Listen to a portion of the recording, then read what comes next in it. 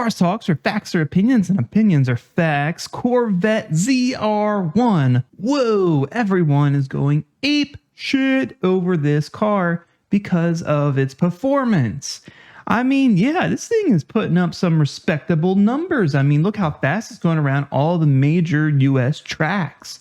You put that thing on the Nürburgring, and it's probably going to be faster than everything on there. It's an incredibly fast car, over 1,000 horsepower, twin turbo, flat plane crank V8, dual clutch transmission, mid-engine, rear wheel drive. I mean, whoever thought we would ever see something like this come from a United States auto manufacturer, let alone GM, and out of every brand GM ever owns, let alone Chevrolet. But hey, here we are, 2025, and such a car exists. Except I have a feeling the new ZR1 Corvette is not only going to be faster than a McLaren around VIR, but I think it's going to be faster than McLaren to earn a reputation of being super unreliable and a big pile of crap. Because if history has taught us anything, it's General Motors can't build a reliable performance engine. Need I remind you the C6 Z06 debacle? Hey, that's a great engine when it's working. You're out there having fun, killing supercars, this, that, and the other, faster than a Ferrari, faster than this. Before you know it, you've dropped 3 valves, you destroyed your engine, now you're out $30,000 and go cry home to your wife that you spent a whole lot of money on a GM product. Well, you should have thought about that before you bought it. And if history has taught us anything, it's history repeats itself, because the C8 generation Z06 also has engine problems, which most of the engine is related to the ZR1. So if the Z06 has problems, ZR1's going to have even more problems, because that's just how the cookie crumbles. Take a look at this. You don't believe me? Here's a forum here about this exact issue. Look, LT6 seized up 621 miles. And let's see, there's a little video here on this whole matter.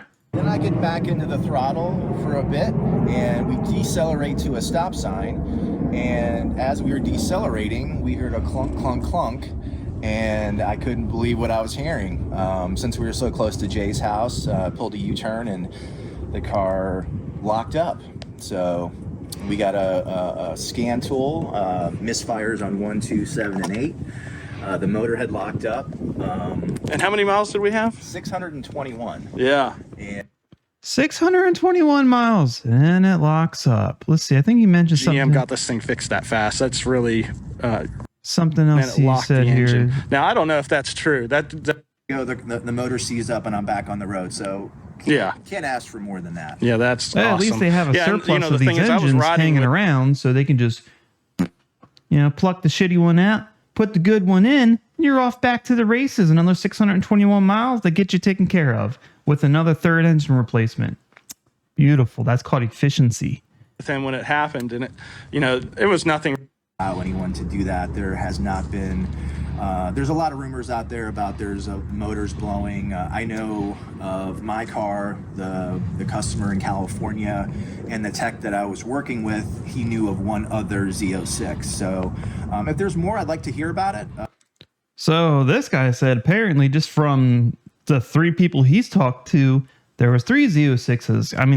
I mean, if he thinks there's 3, then those 3 think there's 3. Before you know it, there's probably 333 cars with problems. Unbelievable. All the money you pay for these new cars. Let's see. C8, Z06 engines blowing up. What's happening? What's this guy have to do? God, he looks like he just hit puberty. He's had a Z06.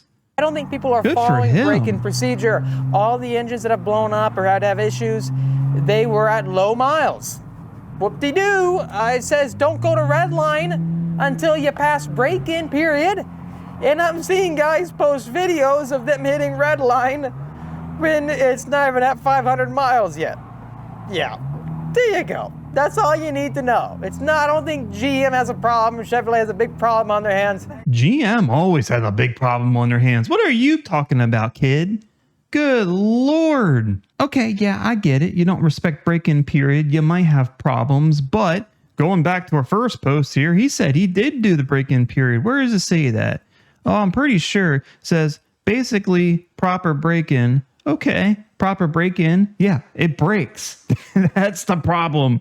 And he's going to say, oh, it's fine. Oh, you just need to do proper break-in. Oh, you do the proper break-in and it still breaks. Well, it must be something you've done wrong. You must have sat in it weird or something and it still broke. I don't know. You probably started it up a little too slow, or you probably walked towards it too fast. I don't know. Something happened, but it's not GM's fault. Never. It's never the manufacturer, because I just like going to the manufacturer because I just can't help myself. It's always the manufacturer. Who do you think builds it? Oh, well, we shouldn't have a problem. There's going to be new problems when a new car comes out. Well, last I checked, when manufacturers develop something new, those products go through very strict testing for months at a time. Are you telling me manufacturers don't do that anymore? Because any problem they should find it during all their testing. I mean, they could just save a whole lot of money then if they're not doing that testing. Just give it out, send it out to everyone, and everyone be the guinea pig. Let's see. Are they having other issues than the engine? Apparently they are. So the car went out. It was perfectly fine. I was speaking to a engineer over at GM who said, just reset it by doing this. And I gave it to a customer. 39 miles later, the guy's stuck on the side of the road dead. He's like, it just started downshifting, and then luckily I got over to the shoulder, and then it wouldn't go into gear again. So this guy, he buys these cars. He runs them out on turbo, I guess. So he had a nice C8 Z06 out. Someone comes, picks it up, and apparently takes it out. Transmission takes a big crap. Ah, man. So now we got transmission failures early on, and we got engine failures. So complete drivetrain failure, which both pieces correlate to the ZR1. Not exactly, but everything in the ZR1 basically is mostly what's in the Z06, beefed up with 2 turbos, 1,000 horsepowers, and the ability to be more reliable than a McLaren.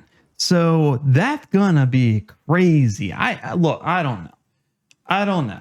You know, like, all cars now suck, but this particular Corvette's just going to be pretty good at it. I think, you know, yeah, people are going to get the ZR1. They're going to start showing off. And before you know it, you're going to have engine failure, transmission failure, this failure, that failure, owner failure. You're going to have all these problems, and it all could have been avoided if you just rode a bicycle. I mean, oh my goodness. I don't know. I mean, I guess it's cool. Is a car cool if it's constantly braking? Can you be cool in something so unreliable? Who knows? Certainly not me. Certainly not half these people on the internet. I mean, that's why you're watching this video. And I'm sure whatever you're going to say is probably along the lines of something to protect GM or Chevy. Oh, it's a new this. Oh, it's a new that. Blah, blah, blah. I've been engineering cars since I was shitting diapers. Well, good for you, sir. Why aren't you still doing that? Why are you sitting here trying to correct people on the internet? Exactly. There used to be a time where manufacturers actually made something and it wouldn't break the moment you drive it off the lot. But those days are long gone. So now only, you're paying for all this money for these really glorified. I mean, what manufacturers have done best, what they have learned to do best, is polish a turd. These vehicles, they look beautiful. They seem like this the most incredible thing on paper, except when you really boil it down, they're just big polished turds, okay? That's all this is. And the new ZR1 is going to be nothing more than a $200,000+ Chevrolet turd. What more can you say? It is what it is. It's just the natural laws of the universe, and it is what it's going to be. And, well, you'll see more videos like this, I'm sure, when the new ZR1 actually hits the streets, and I'll be here to report it because that's what I do.